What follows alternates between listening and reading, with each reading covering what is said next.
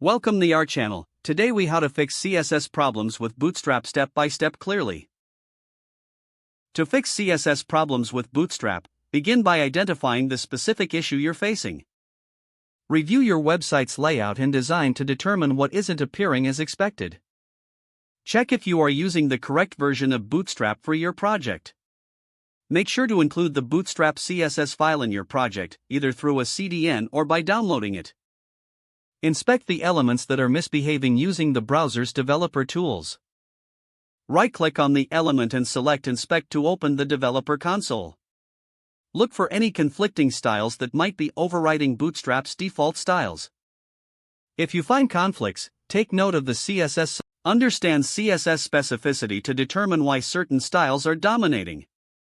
Consider using more specific selectors in your custom CSS to override Bootstrap styles if needed. Utilize Bootstrap's built-in utility classes to adjust spacing, alignment, and display properties. Ensure your custom CSS is loaded after the Bootstrap CSS file in your HTML. This order helps ensure your styles take precedence over Bootstrap's default rules. Use the important rule sparingly and only when absolutely necessary.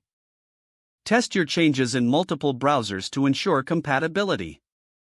Check for mobile responsiveness by resizing the browser window or using device emulation. Use Bootstrap's grid system effectively to structure your layout. Make sure to wrap your content in appropriate Bootstrap classes like row, call, and container. If elements are not aligned as intended, double-check the container class you are using. Validate your HTML and CSS using online validators to catch any structural issues. Document any significant changes you make to your CSS for future reference. Finally, review the official Bootstrap documentation for additional tips and best practices. By following these steps, you can effectively resolve CSS issues and optimize your Bootstrap project. If the page does not load, refresh the browser or try again in a private or incognito window.